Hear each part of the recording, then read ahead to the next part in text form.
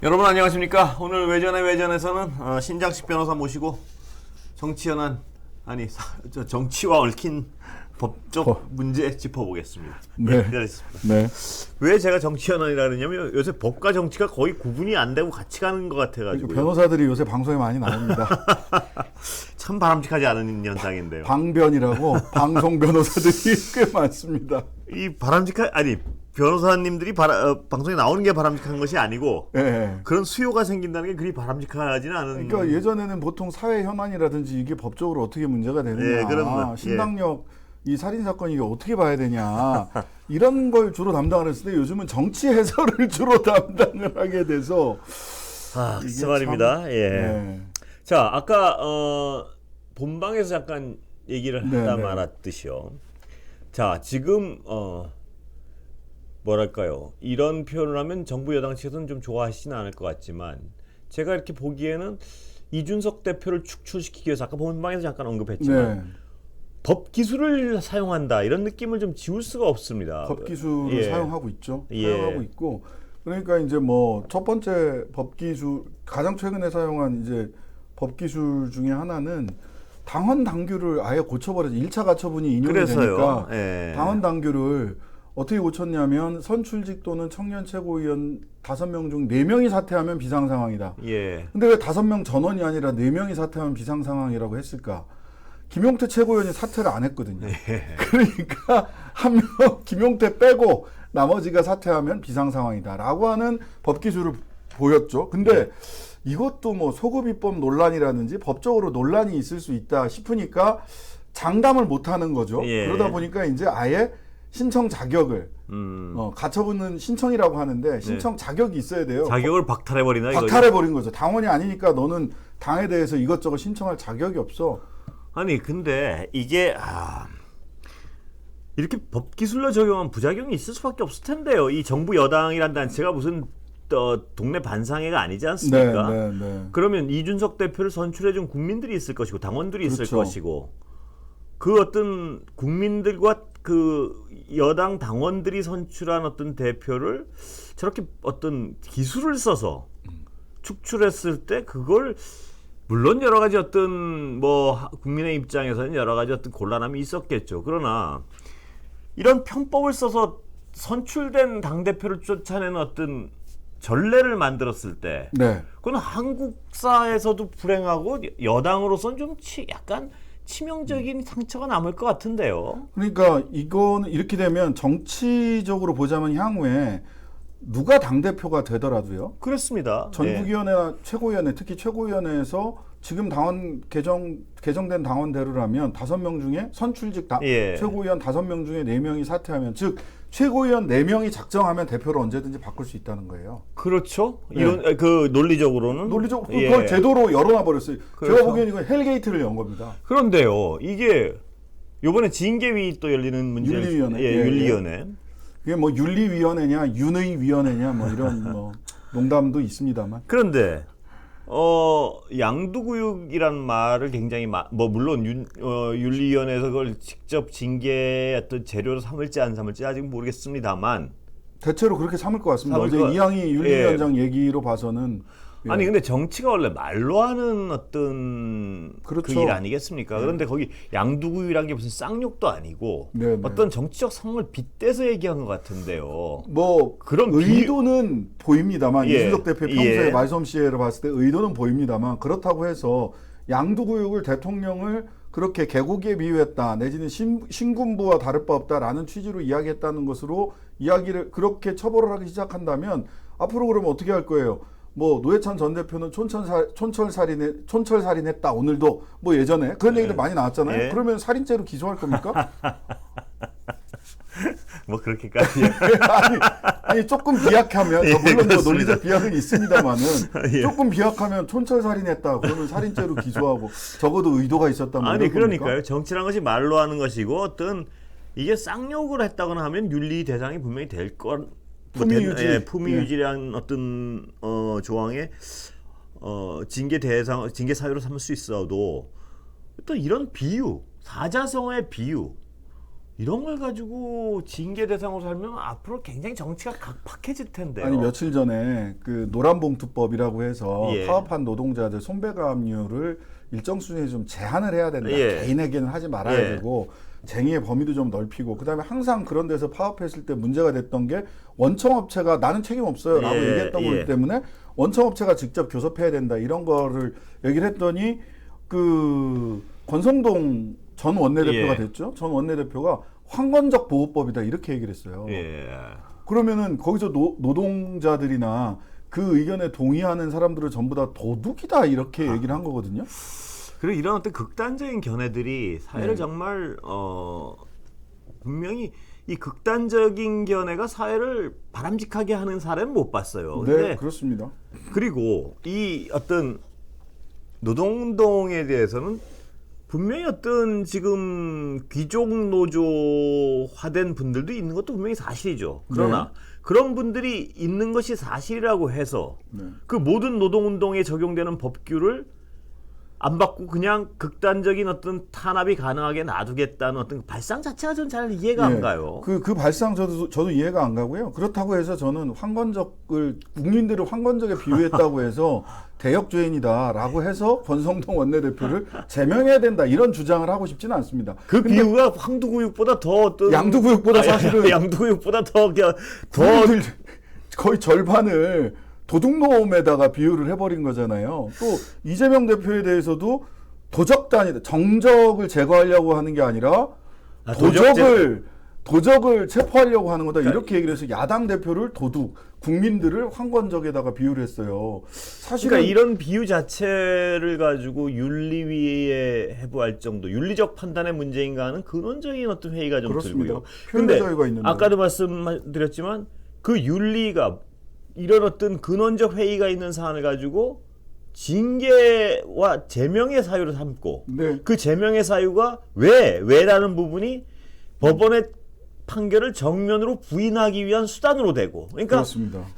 수단이 수단을 낳고 수단이 낳고 계속 편법을 낳고 이런 상황으로 굴러가는 건데요. 네. 그것도 집권 여당이요. 그러니까 이러다가 보면 제가 전에 이 방송에서도 말씀드렸던 것 같은데 첫 단추를 잘못 깼단 말이에요. 그러면은 예. 빨리 단추를 풀고 그렇죠. 정치에서 벌어진 일이기 때문에 정치로 풀었어야 되는데 첫 단추를 잘못 깼는데 계속 올라가다가 단추가 없으니까 구멍을 뚫은 거예요. 예. 그럼 셔츠는 영원히 똑바로 네, 안 벗어야 되죠. 됩니다. 예. 벗어야 돼요. 그 셔츠를 버리고 다른 옷을 입는 한이 있더라도 극단적으로 보자면 이게 또 가처분해서 만약 인용이 된다거나 그러면 제가 보기에는 국민의힘이라고 하는 셔츠를 벗어버리고 글쎄요. 새 셔츠를 새로운 정당을 만들어서라도 이렇게 비유하면 어떨지 모르겠지만 양두구육 이걸 가지고 제명을 한다? 최고 존엄을 화나게 했으니까 가만히 두지 않겠다? 네. 이런 걸로밖에 국민들은 글쎄요. 안 비치거든요. 그렇습니다. 그 셔츠 비유를 저번에도 이 자리에서 했습니다. 그러니까 이 셔츠를 첫 단추를 잘못 끼면 그냥 첫 단추 끼고 두 번째 단추 끼웠을 때 탁 풀어가지고 첫 번째 단추에 바로 그럼요. 잡으면 아주 간단한 문제인데 그렇습니다. 그게 마음에 안 드는 거예요. 첫 번째 단추 구멍이. 그러니까 이제 누군가가 그걸 되게 마음에 안 들어하니까 그 단추 빼고 가. 그러니까 쭉 꼈단 말입니다. 그러니까 마지막 단추 구멍이 모자라겠죠. 그러면 아까 말씀하신 대로 그 단추를 구멍을 뚫어요. 이제 셔츠에. 예, 그러면 강원당교 고쳐서 셔츠가 구멍 삐뚤어져 있지 않습니까? 예. 언제 봐도 삐뚤어져 있는 거죠. 근데 그걸 입고 하루 이틀 길거리 돌아다니고 그렇게 입고 살 수는 있겠죠. 얼마 동안은. 그렇죠. 그런데 돌아니까 다 남들이 손가락질하고 야 저 셔츠를 왜 저러고 다니나? 그러면 이제 방법은 두 가지밖에. 다 풀는 다음에 다시 하거나 다시 입거나 다 풀는 다음에. 네. 그 쉽지 않겠죠. 또 끝까지 단추 만들고 매는데 끝까지 매는데 다 푸른 다음에 다시 매려면 그 여태껏 한 칸 한 칸 만들고 막 그 셔츠에 구멍 뚫고 한 사람들 또 어떻게 해야 되는지 책임 문제도 생길 것이고. 그렇습니다. 예. 그렇다면 또 이제 멀쩡한 셔츠 벗어버리고. 벗어버리고 새 셔츠 입습니다.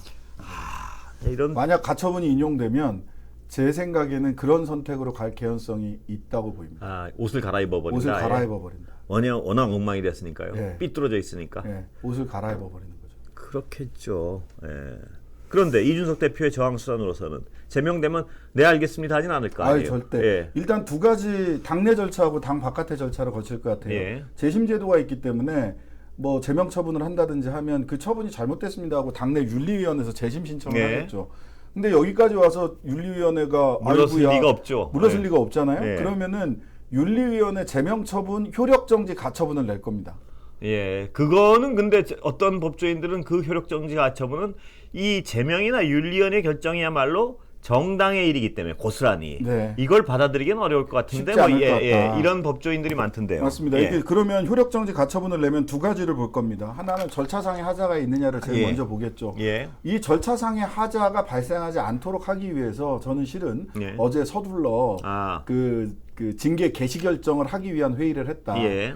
지난번에도 한번 절차상의 하자가 발생했거든요. 예. 개시 결정하고 소명을 충분히 들어야 되는데 예. 소명의 기회를 안 주고 하려다가 예. 아 이거 안 되겠구나 아, 싶어서 한 번 더 소명의 기회를 주는 회의를 한 번 더 예. 했어요. 그러면은 어제 개시 결정을 했으면 이제 소명의 기회를 주는 심리를 할 겁니다. 예. 예. 그게 뭐 며칠이 될지는 모르겠지만 당연히 심리를 소명의 기회를 주는 심리를 하고 결정을 하겠죠. 예. 앞으로 한 차례 아니면 두 차례 정도 회의가 더 있을 겁니다. 예, 소명의 기회를 이준석 전 대표를 불러가지고 주겠군요. 예, 그거 안 주면은 또 절차상의 하자가 하자로 있으니까. 예, 무조건 그거는 이 효력이 정지되거든요. 예. 그럼 이제 소명의 기회를 주겠죠. 그 다음에 그래서 만약 그런 절차상의 하자가 없다면 그 다음에 이제 내용상 심리로 들어가는데 내용상 심리로 들어가면 이것밖에 없어요. 따져볼 수 있는 게 자 제명은 너무 과했다. 근데 그거야말로 이제 정당 내부의 일인데 법원이 너무 깊이 관여하는 거 아니냐 뭐 이런 논리가 그거에 딱 가로막혀야 됩니다. 그래서 예. 이 가처분 신청은 결과적으로는 어떤 법률 이준석 대표의 좋은 무기가 되진 않을 것이다 뭐 이런 네. 전망이던데요. 어쨌든 시간을 끌거나 네. 이슈를 지속시키기 위해서는 효력정지 가처분 신청을 반드시 낼 거고 예. 본인도 아마 뭐 낼 거라는 취지로 지금 인터뷰를 한 걸로 좀 보이는데요. 예. 제 생각에는 이건 무조건 낸다. 이슈를 끌고 가기 위해서라도. 예. 그리고 본안도 낼 겁니다. 본안도 내서 가처분에서 진다고 하더라도 예. 가처분이 인용되지 않는다고 하더라도 이게 이 무효다. 그 처분 자체가 제명 처분 예. 자체가 무효다라고 해서 본안 소송을 하게 되면 본안 소송이 뭐 1심 거치고 2심 거치고 대법원까지 예. 가면 2, 3년 이상 걸리거든요. 그렇겠죠. 예. 그러면은 지금 현재 내놓은 것부터 시작을 해서 이것까지 예. 해서 본안 소송이 앞으로 내내 다음 총선 때까지 이어지겠죠. 심지어는 다음 예. 대선 때까지 예. 이어질 수 있습니다. 예, 그렇겠죠. 예. 네. 그런데 지금 어떤 진행되고 있는 가처분 신청 말이에요. 법원이 네. 이달 말이나 다음 달 초에 결론을 네네. 내릴 그 경우에 법원의 취지를 저렇게 정면으로 부인하는데 법원은 다른 판단을 할 방법은 없나요? 예를 들면 야, 내 취지는 이 재판부의 취지는 네.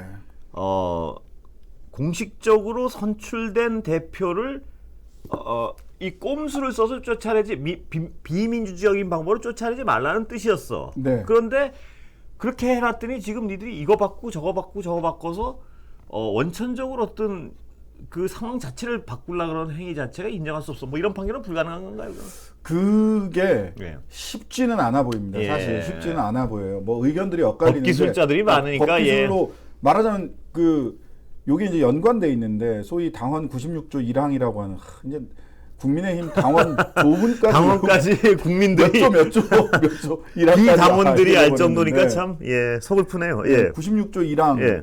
이 비상 상황을 규정하고 있는 건데 아까 말씀드렸다시피 이제 안 되니까 96조 1항에 나와 있는 비상 상황이 아닌데 비상 상황이라고 당신들이 해석을 한 것은 잘못됐다. 네. 심지어는 만약 그런 상황이 됐다가 하더라도 비상 상황을 해소할 수 있는 전국위원회에서 보궐선거로 네. 최고위원들을 선출하는 해소할 수 있는 쉬운 방법이 있음에도 불구하고 또 그것도 안 했다. 예. 그렇다면 결과적으로 보니까 니들이 당원들이 선출한 예. 최고의 의사결정 단위라고 하는 당원과 국민이 선출한 당대표를 전국위원회나 최고위원회 같은 하부기관이 그 사람 목을 친 거 아니냐. 예. 이거는 말이 안 된다라는 판단을 내적으로 했단 말이에요. 예.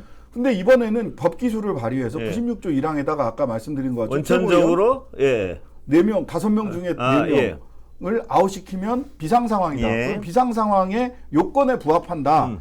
근데 이 비상상황을 규정한 것 자체가 실은 이준석을 쫓아내기 위한 그렇죠. 기술에 예. 불과하다라는 판단을 할 개연성도 저는 있다고 보입니다. 예. 근데 이게 100% 확신하기는 양쪽 다 그런데, 확신이 없어요. 양쪽 다. 가처분 신청을 하려면요. 예. 이준석 대표를 제명시켜서 축출시킨 다음에 네. 왜냐하면 가처분 신청을 할 자격은 당원만 있으니까. 예, 당원 그리고 당 대표일 경우에만 있습니다. 아, 당원과 당 대표일 경우에만요. 요건에 대해서는. 아니 그렇다면 예. 이준석 대표를 지금 제명하는 이유는요. 네. 이 가처분 신청의 자격을 원천적으로 배제하기 위해서 그런 거 아닌가요? 예, 그렇습니다. 그렇다면 이준석 대표는 다시 네. 오케이. 그럼 어떤 자기 측근에 있는 당원한테 다시 신청하라 그럴 수는 없는 건가요? 당사자 적격이 없습니다.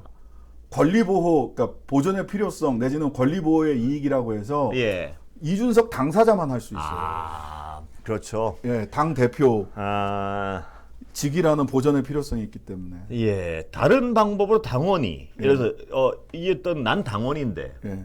이 비대위나 지금 이 체계는 나의 당원권이 우리 당원들이 그러니까 나의 인사를? 당원을 비롯해서 집단적으로 당원들 몇 네, 명이 네. 이 나의 당원권을 현저히 침해한 것이다. 왜냐하면 우리가 민주적으로 선출한 대표를 당신들 마음대로 이런 건 불가능한가요? 가처분 보존의 신청? 필요성이 인정되지 않은 신청인 자격은 있을 수 있을 예, 것 같은데요. 보존의 필요성이 별로 쉽지 인정이 않군요. 되기가 어려울 것 같습니다. 제가 법기술자들보다 어떻게 낫겠습니까? 그냥 한번 생각해봤습니다. 예. 네. 그렇다면 하여튼 법적으로 이준석 대표가 결과적으로 불리한 상황이군요. 네. 현재로서는 불리해 보이는데요. 예. 모르겠습니다. 이제 또 근데 그러다 보니까 양쪽 다 확신할 수 없는 상황입니다. 예. 그러다 보니까 이제 국민의힘 비대위 측에서는 예. 지금 비대위 측이라고 한다면 국민의힘 비대위 측에서는 이랬다가 만에 하나 황 부장판사가 서울 남부지검 황 부장판사가 예. 이거는 사법부의 재판을 어떤 판결을 탈취하려는 잠탈하려는 의도다. 예. 라고 해서 이준석 대표의 손을 들어주면 정말 난장판이 그런 되는 판결도 거거든요. 가능한 건가요? 저는 그러니까 윤리위 징계가 안 됐다면 그런 가처분 결정이 나올 가능성이 큰데 예. 윤리위에서 징계가 돼서 예. 당원권이 없어지면 예. 이거는 제가 보기에는 쉽지 않거든요. 예. 이렇게 되면 예. 이준석 대표의 손을 들어주는 전 대표의 손 아, 들어주는 게 아예 불가능에 재판부가 가깝습니다. 예. 판단은 다 해놓고 그러나 지금 이준석 대표 이런 그렇게 예, 할 자격이 수도 있다 없으니까. 그렇게 예. 할 수도 있다는 예, 얘기인가요? 예, 예. 의견을 재판부 분명히 밝히면서 그렇게 서면을 쓸 수도 있어요. 그러면 아주 간단하게 하려면 그냥 신청인 자격이 없으므로 더 나아가 예. 심리하지 않는다라고 써도 아무런 문제는 없어요. 없지만 이 재판부가 정말 마음을 독하게 먹으면 네.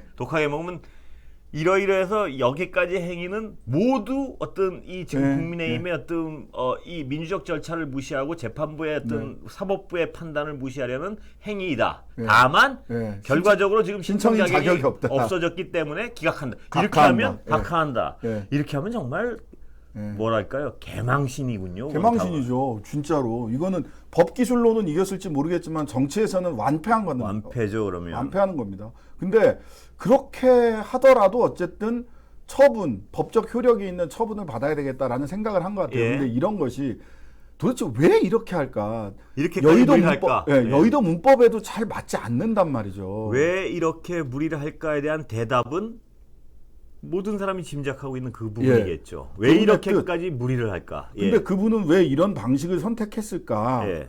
보면 여전히 본인이 검찰이고 검찰총장이라고 생각을 하는 게 아닐까라는 생각이 들어요. 왜냐하면 예. 검찰은 기소하면 되거든요.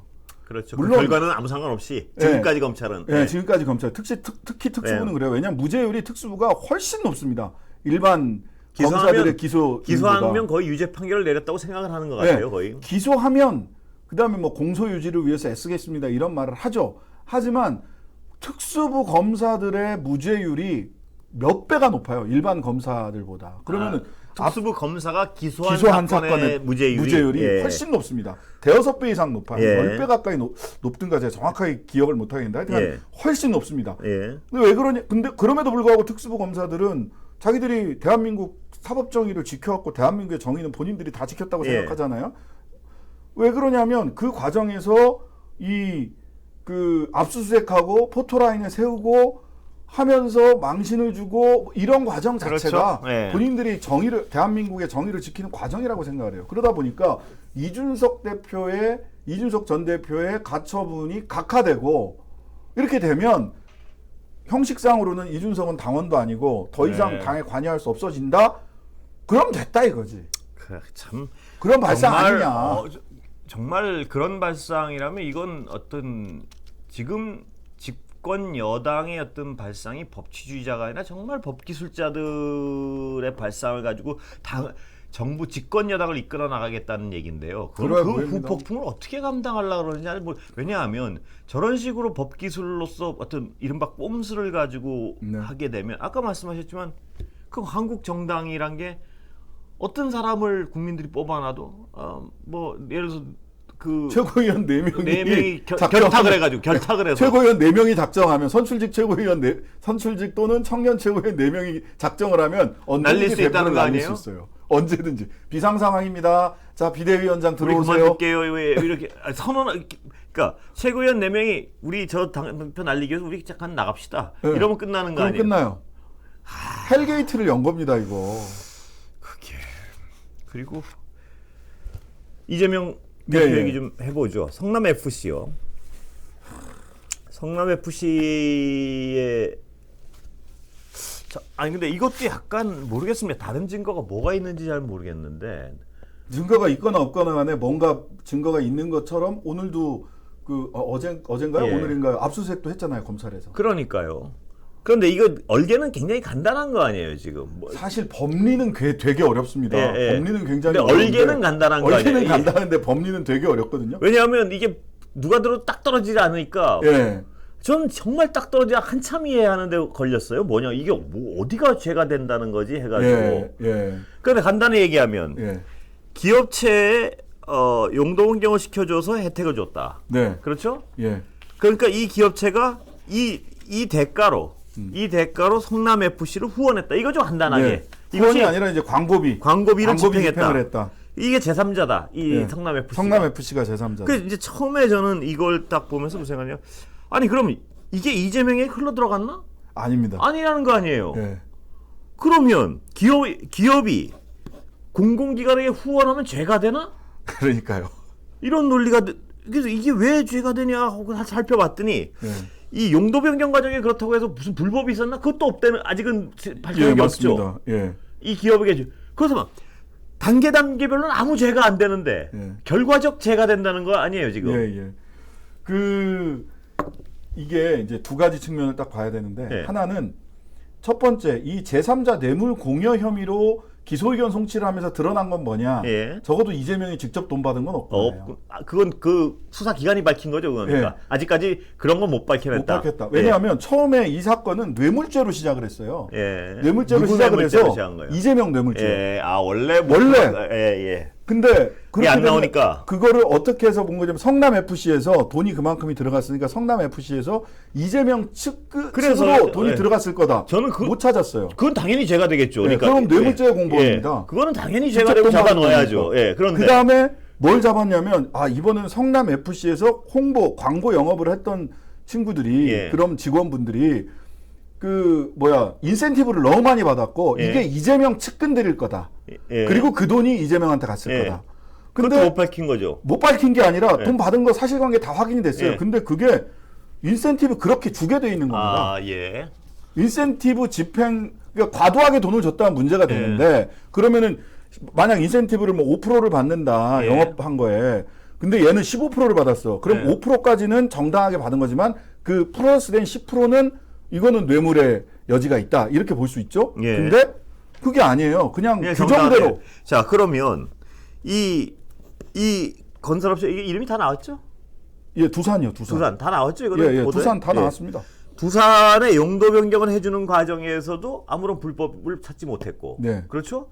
두산이 이 성남 FC를 후원하는 광고비를 집행하는 과정에서 아무런 불법이 없었고, 또 성남 FC에선 이재명 당시 성남시장에 흘러들어간 돈은 아무것도 못 밝혔고 없는 걸로 지금까지 나왔고 그런데 결과적으로 이게 범죄가 된다는 거 아니에요? 그래서 지금 하나 들고 나오고 있는 것이 뭐냐면 자 용도 변경하는 거에도 그 문제가 없었어요. 심지어 용도 변경은 물론 현실에서는 시장의 의지가 들어갈 수도 있지만 형식상 도시계획 심의위원회에서 용도 변경하는 겁니다. 그러니까 제가 아까 말씀드렸지만 이 두산의 용도 변경을 해주는 과정에 불법이 있었냐 없었냐? 없었다는 거 아니에요 지금. 그래서 마지막으로 나온 게 뭐냐면 지금 여기가 원래 기부 체납을 예. 15%를 하기로 했었어요. 그 건물을 새로 지으면 15%에 해당되는 면적을 시민들의 공간으로 기부 예. 체납을 하기로 했었는데 예. 이거를 10%로 줄이고 예. 그 15%에서 10%로 줄이면 5%만큼을 남는 거죠. 예. 그 돈을 성남 FC에다 넣었다. 예.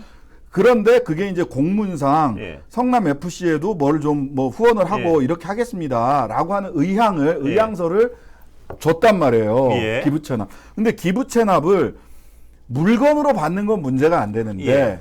기부 체납을 돈으로 받는 거는 행정상 그렇게 받을 수 없도록 돼 있는 건 사실입니다. 예. 그러다 보니까 조홍천 의원이 이게 불법성이 있다라고 얘기를 했던 예. 이거는 뭐냐면 이거 잘 들어야 되는데 기부 체납을 물건으로 하는 거예요. 원래 기부 체납은. 예. 그런 무슨 공간이라든지 공원이라든지 도로라든지. 뭐. 근데 15%를 10%로 줄이면서 예. 성남 FC에다가 광고비를 집행을 예. 한 게 이게 기부 체납의 법률을 위반한 거다. 예. 근데 예. 요건 이제 두 가지 측면이 있습니다. 광고비가 아니라 이게 뇌물이라는 점이 인정이 돼야 돼요. 예, 그렇죠. 예. 예. 근데 이게 광고비가 아니라 뇌물이라는 제3자 뇌물이라는 점이 인정이 되려면은요. 두산건설과 이재명 그 당시 시장 예. 사이에 야 우리가 지금 불법적인 일을 하는 거야. 예. 이게 뇌물이고 이게 대가야. 예. 5% 기부 체납을 저쪽으로 보내는 게 대가고 이게 뇌물이야. 예. 라고 하는 공통의 인식과 양해가 있어야 돼요. 예. 이게 대법원의 법리입니다. 판결 법리. 근데 그거를 입증할 수 있나요? 아니 그러니까 이게 말이 아니, 되나요? 그리고 저는 근원적인 의문이 있는 게요. 지금 최초는 당시 성남시장이던 이재명 당시 시장. 시장이 두산에다 혜택을 주고 예. 그 혜택을 맨 처음에 의심은 그거 아니에요. 그 혜택을 주고 돈을 받았을 것이다. 이런 예. 의심에서 시작되는 수사 아니에요 이게. 성남 FC에 예. 쿠션을 넣어가지고 그러니까요. 돈을 다들 받았을 받아요. 거다. 성남 FC 직접 받기 뭐하니까. 예. 그러니까 여긴 아무것도 드러난 게 없어요. 그런데 그렇다면 지금 돈이 당시 성남시장에게 직접 흘러들어간 돈은 아무것도 없고 네. 이 과정 하나하나의 불법은 아무것도 각각 개별적 과정의 불법은 아무것도 밝혀진 게 없다면 그럼 제가 궁금한 게 예. 하나 제가 궁금해서 여쭤보는 건데요. 지금 신 변호사가 부산이에요. 예. 그리고 제가 부산. 성남시장이에요. 예. 근데 당신 성남 우리 부산 말입니다. 제가 네. 이제 두산한테 예. 당신 성남시로 와서 사업 좀 해주세요. 그렇죠. 예? 이건 시장으로 잘하는 겁니까 못하는 잘하는 거죠. 잘하는 거죠. 그러면 예. 이 두산은 정말 궁금한 거예요. 두산 이 사법기관의 경찰의 판단이 예. 두산 입장에서는 두산이 갑이에요, 성남시가 갑이에요. 두산이 갑 아니에요 지금. 오히려. 왜냐면 두산은 딴 데도 와주면 반갑다 그럴 때가 널려 있을 거 아니에요. 예를 들어 그렇죠. 뭐 여러 자치단체들. 왜냐면 가면 돈 벌어주니까 예, 기업체가. 그럼요. 예. 그러면 성남시 입장에서는 두산한테 우리 동네 오세요. 잘해드릴게 진짜. 이게 당연한 거 아니에요? 그런 이게? 지방자치단체들이 굉장히 많고요. 뭐 두산도 이게 토지가 병원 용지로 돼 있어서 값이 많이 쌌다가 네. 여기가 상업 용지가 되면서 돈이 올라가지고 네. 투자를 제대로 했다. 아니 그 투자해서 그 지역이 성남시에서 다 그렇게 해줬으니까 적어도 시장한테 직접 돈 주는 건 불법이라 안 되지만 네. 성남 시민들이 있는 시민구단에다 광고비 낸 거를 불법이라고 할 수 있냐. 그래서 그다음에 예. 이런 것도 있어요. 성남시 시민 프로축구단 지원 조례라는 게 있습니다. 예. 성남시에 예. 아예 예. 2013년부터 시행된 지원 조례라는 게 있는데요. 제3조 시민축구단 육성 보면 성남시장은 성남시민 프로축구단이 안정적으로 운영될 수 있도록 각급 기관, 단체, 기업 등에게 지원을 권장하는 등 노력한다. 지원 끌어오라고 돼 있어요. 이거 제대로 안 하면요 직무유기예요 오히려. 그러니까 이런 부분에 대한 어떤 상식적인 판단을 하지 않을까, 뭐 상식적인 판단을 했는지 안 했는지 모르겠는데요. 그게 그러니까 그 근원적인 질문에 대해서는 아까 제가 말씀드렸던 자치단체 입장에서는 당연히 기업들을 유치하고 싶어 하겠죠. 네, 당연합니다. 그러면 욕망이 강한 쪽이 약자 아니에요. 네, 그렇죠. 그런데 기업 입장에서는 딴 데 대안이 많을 거예요 아마. 네. 대안이 있겠죠. 뭐 많은 재정인지 모르겠는데. 그러면 당신 일로 오면 잘해줄게까지는 완전히 정상적인 과정 아니에요. 합법적으로 잘해주는 예. 합법적으로 잘해.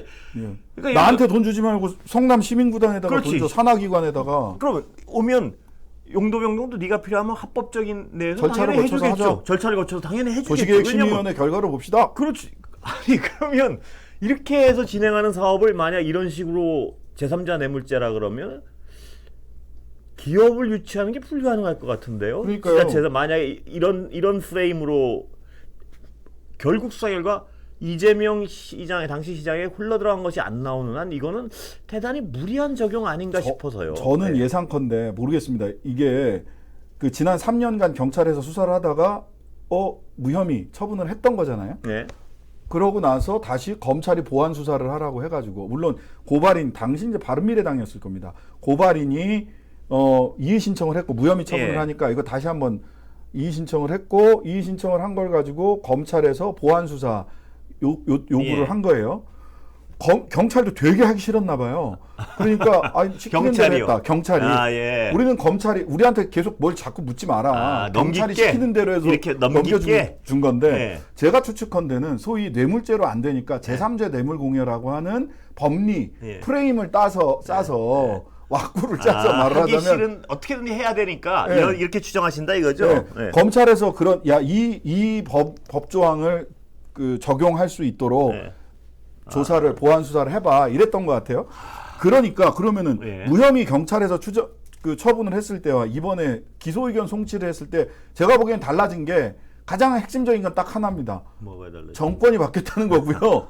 두 번째는 유의미한 증언을 확보했다 이렇게 예. 얘기를 하거든요. 예. 그 얘기는 뭐냐면 뭐가 있을 수 있냐면 두산 측에서 예. 사실은 내가 덕 좀 보려고 광고비 집행한 거다라는 취지로 진술이 바뀌었을 가능성이 저는 있다고 봐요. 예. 그건 얼마든지 그런 일이 많았으니까 예. 진술 바뀌는 건. 진술이 이 정권도 바뀌고 보니까 이틀이 눈에 보이네라고 하면 두산 입장에서는 저는 그쪽에 무슨 뭐 정의를 요구하는 정의를 아니 근데 제가 게 아니라 두산이 만약에요 그 진술이 그렇게 바뀌었다 쳐도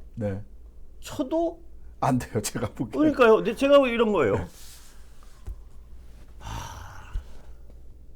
정말 이해가 아니 왜 두산이 그 진술이 바뀌어서 그 진술의 신뢰성을 의심할 수밖에 없는 것이 아까도 말씀했지만 두산이 성남시의 입장에서 부탁을 받는 어떤 입장일 텐데 뭘 잘 보일 이유가 그러니까 그 진술이 바뀌었다면 바뀐 진술 자체에 대한 신뢰성을 한번 들여다봐야 됩니다. 더군다나 법리상으로 요거 이제 뭐 상식적으로 딱 지금 말씀하신 권원태가 말씀하신 그대로고요.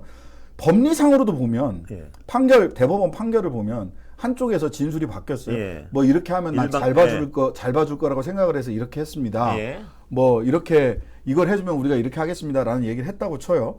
그렇다고 하더라도요. 심지어는 성남시에서 야 우리가 바꿔줄 테니까 이거 좀 이렇게 해줘라고 얘기를 한다고 하더라도 즉 공무원이 먼저 제3자에게 공무원이 먼저 그 성남시에서 두산에다 대고 성남FC에다 돈 좀 줘라고 얘기를 했다고 하더라도 우리가 지금 공통으로 불법을 저지르고 있는 거야. 우린 지금 제3자 뇌물공여를 하는 거야 라는 공통의 인식에 이르지 않으면 이건 처벌할 수가 없어요. 왜냐하면 너무 복잡하고 도대체 제3자한테 그러니까 소위 부정한 청탁이라고 하는 인식 그다음에 부정한 청탁의 대상이 되는 현안이 아주 구체적으로 있어야 돼요. 예를 들면 많이 예를 드는 것들이 뭐냐면 이제 미르재단, K스포츠재단, 최순실 씨. 근데 그 당시에요. 기소를 할 때 대비가 되는 게 있었습니다. 롯데 백화점 쪽에서 롯데 쪽에 그 상장을 하는데 자기들이 유리하게 상장하기 위해서 면세점 연장이 반드시 필요했어요. 요게 하나가 있었고 삼성 이재용 씨는 경영권 승계라고 하는 게 있었는데 두 개가 다 제3자 뇌물공여로 기소가 됐었거든요. 삼성 쪽은 이재용 씨는 무죄 받았어요. 왜냐하면 경영권 승계는 추상적이라서 구체적인 부정한 청탁의 구체적 대상이라고 볼 수 없다. 근데 롯데 같은 경우는 면세점 이슈가 너무 너무 구체적이었고 그리고 면세점을 재인가를 받았거든요. 그 다음에 그 과정에서 1대1로 독대한 다음에 바로바로 박근혜 씨가 전화를 합니다. 이거 해줘. 이거 뭐 어떻게 해줘. 이렇게. 그랬었죠. 그러니까 그런 정도의 구체적인 공통의 인식과 행위가 있지 않으면 이거는 재판 가서 유죄 입증이 거의 너무너무 어려운 거거든요. 그리고 아니 더 나아가서 제가 하나 여쭤보고 싶은 건 진짜 법적으로요. C가 예를 들어서 우위에 있다고 쳐요. 아까 제가 얘기한 이건 처음부터 갸우뚱하게 하는 것이 C가 우위에 있을 것 같지 않단 말이에요. 이 기업을 유치해 오는데. 왜냐하면 기업이 와서 돈 내주는 거니까. 이 기업 사회가 돈이 흐르는 거 아니에요. 그럼 당연히 기업보다는 C가 먼저 이 기업을 데리고 오고 싶어 하겠죠. 그러니까 이 어떤 우월적 위치로 치면 기업이 훨씬 더 위에서 협상을 할 것 같단 말이에요. 대체로 뭐 대체로. 예. 그런데 만약 거꾸로 어떤 C가 물론 합법적인 범위 내에서 뭐 용도 변경을 해주고 어떤 기업에 어느 정도 혜택을 줬단 말입니다. 근데 이것을 하면서 공무원이 그러니까 나한테도 한 푼 줘. 이건 명백한 뇌물이죠. 그런데 그게 아니고 그건 명백한 뇌물인데 이 기업에 그런데 이걸 해줘 이런 어떤 합법적이지만 이런 어떤 해줬으니까 당신 이런 공공사업을 좀 해줘. 이건 어떻게 되나요? 뭐 그게 제3자 이 첫 번째 이 그런 것들은 이제 제3자 뇌물죄의 뇌물이라고 볼 수가 없어요. 예. 그러면서 그래서 경찰 쪽에서 무슨 얘기를 하냐 하면 또는 국힘의 쪽에서 정치적 이익이 있다. 아니 그러면 정치적 이익. 이재명 시장한테는 야, 일 그거는 잘했네라는 정치적 이익이 생기지 않냐. 그렇게 하면은 모든 잘하는 행정은 정치적 이익이 있죠. 그렇죠. 그럼 잘하면 안 되는 거예요. 정치적 이익이 있죠. 근데 이거는 정치적 이익 자체가 뇌물이다라고 몇몇 분들이 나와서 얘기하는데 그거는 법을 잘 모르시고 하시는 말씀이에요. 이거는 혹시 동기를 설명할 수 있는 것일지는 모르겠지만 뇌물은 아니에요. 정치적 이익은. 뇌물이 아니고 제3자 뇌물 공여에서도 그렇고 뇌물죄에서도 그렇고 뇌물이라고 평가하기 어렵고요. 동기, 왜 이런 일을 했냐. 나한테 직접적으로 돈이 생기는 일도 아닌데 왜 광고비를 유치하고 광고비를 주게 하고 두산을 이 동네에 들어오게 했냐. 이거는 정치적 동기일 정치적 이익이라는 동기일 수는 있죠. 근데 이런 정치적 이익을 내서 국민들한테 평가를 잘 받으면 정치적 동기라고 하더라도 평가를 잘 받으면 박수 쳐주면 되는 거 아닙니까? 아니 그러니까 정말 상식적으로 이해가 안 되는 부분이 너무 많아서 이 법리 적용 중간중간에 모르겠어요. 법은 뭐 법 전문가들이 하실 일이니까 상식의 법이 너무나 동떨어져 있을 때는 법의 적용이 이거는 뭔가 잘못되더라고요. 상식과 법이 너무나 맞습니다. 동떨어져 있을 때. 그러니까 기업을 유치하려고 노력해서 유치했고 그 기업이 어딘가를 광고를 냈는데 그것이 죄다. 그럼 어떤 자치단체가 앞으로 아주 근원적인 질문이 어떤 자치단체가 앞으로 어느 그런 일을 하겠어요. 앞으로 그럼 기업을 끌어들이고 이런 노력을 서로 기업 유치를 위해서 기업의 편의를 봐주고 기업의 편의를 봐줘야지 기업이 그게 그 보수 여당에서 제일 좋아하는 기업하기 좋은 나라 아닌가요? 그렇습니다. 기업하기 좋은 나라를 만들기 위해서 어떤 자치단체가 노력을 하겠습니까? 이렇게 따지면은요, 당시에 그 광고비를 한 160억 정도 기업들이 그 성남 FC에다 줬거든요. 네이버나 농협 이런 데도 다 줬어요. 네이버나 농협 얼마나 억울할까요? 나는 광고비만 주고 나는 뭐 뭘 못 받았네 이렇게 생각하잖아요. 어떻게 설명하나요? 그러니까 그거 어떻게 설명할 건지 모르겠고요. 법리상으로 보면 성남 FC가 제3자인가? 이것도 법적 논쟁이 될 거예요. 왜냐하면 성남시 산하기관이거든요. 제3자가 아니라 그냥 성남시다. 성남시다 이렇게 볼 수도 있어요. 그냥 등기부상에는 성남 FC가 따로 있지만 성남시 산하기관이기 성남시는 때문에 제3자가 될 수 없나요 혹시? 성남시는 제3자가 아니죠. 당사자입니다. 아니요. 이재명 시장의 입장에서 제3자인가요? 성남시? 아니 그건 말이 안 돼요. 알겠습니다. 거기까지만 너무 복잡해지고. 그러니까 이게 제3자 뇌물공여에서 제3자인가? 이것도 쟁점이죠.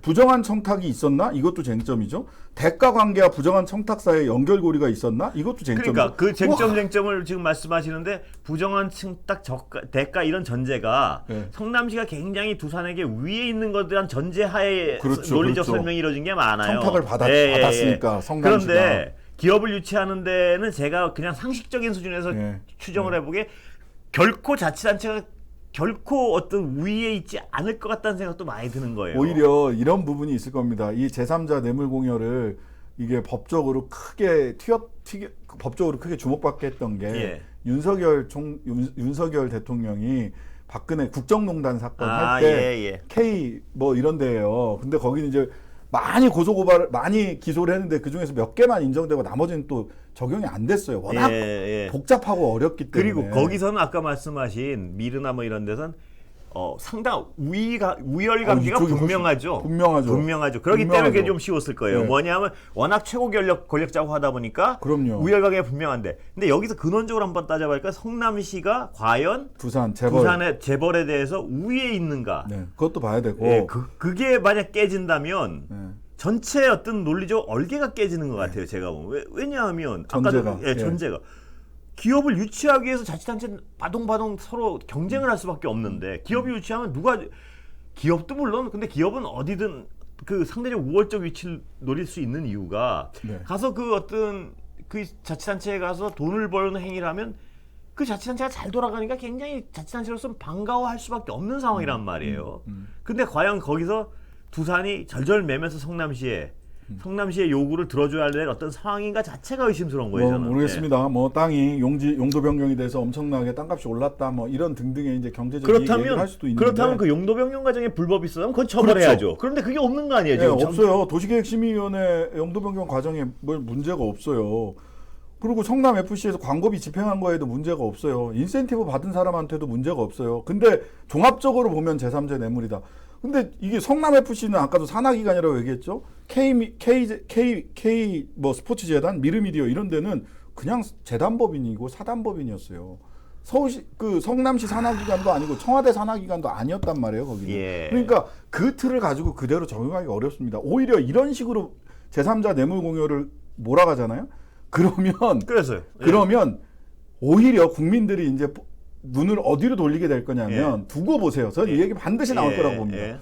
코바나 컨텐츠 후원사가 코바나 컨텐츠를 후원하는 금액이 윤석열 대통령이 검찰총장이 된 다음에 2배, 3배로 갑자기 뜁니다. 후원자가 갑자기 늘어요. 코바나 컨텐츠 행사에. 이런 거야말로 제3자 뇌물 공여일 수 있어요. 그렇군요. 여기 근데 어떤 절대 권력이 있으니까. 그러니까 이게 어떤 법을 정말 이렇게 상식을 넘어서서 막 하면 두 가지를 사람들이 의심할 수밖에 없는, 법과 상식이 너무 떨어졌어요. 이거 의도가 있나? 분명한? 이 법의 어떤 이 사정기관의 의도를 의심하게 되고, 그럼요. 의도를 의심하게 되면 무엇을 위한 의도일까 생각해보지 않을 수 없게 되고, 당연합니다. 그러면 다시 공정성의 문제와 맞물릴 수밖에 없는 거란 말이에요. 선택적 공정. 근데 선택적으로도 공정했으면 좋겠는데 선택적으로도 공정하지는 않은 거예요. 그러니까 예를 들어 선택적 공정은 이런 거죠. A도 죄를 짓고 B도 죄를 졌을 때 A의 죄를 묻고 B의 죄를 묻지 않는 거를 선택적 공정이라고 하는데, 이거는 만약 A가 죄라고 묻기 어려운 것을 묻고 B는 죄라고 물어야 될 걸 안 묻고, 이건 선택적 공정이라기보다는 선택적 폭력이죠. 이거는. 선택적 처벌, 폭력 뭐 이렇게 되는 거죠. 그러니까 최근에 이렇게 되면 계속해서, 그러니까 아까도 그 이준석 전 대표 건에서도 검찰의 시각으로 자꾸만 국정을 바라본다. 기소하면 된다. 망신 주면 되고 포토라인에 세우면 된다라고 생각을 하는데, 정치는 그런 논리로만 이루어지지 않는다라는 거고요. 그다음에 보통 검찰 출신들이 기소되지 않으면 죄가 없다라고 생각을 해요. 본인들 기소된 적 없는데요? 그럼 전 죄가 없는 거예요.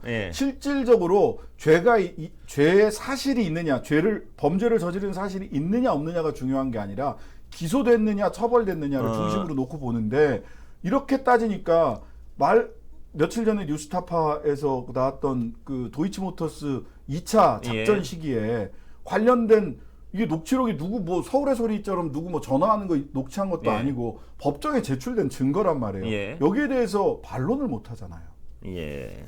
이건 어떻게 할 겁니까?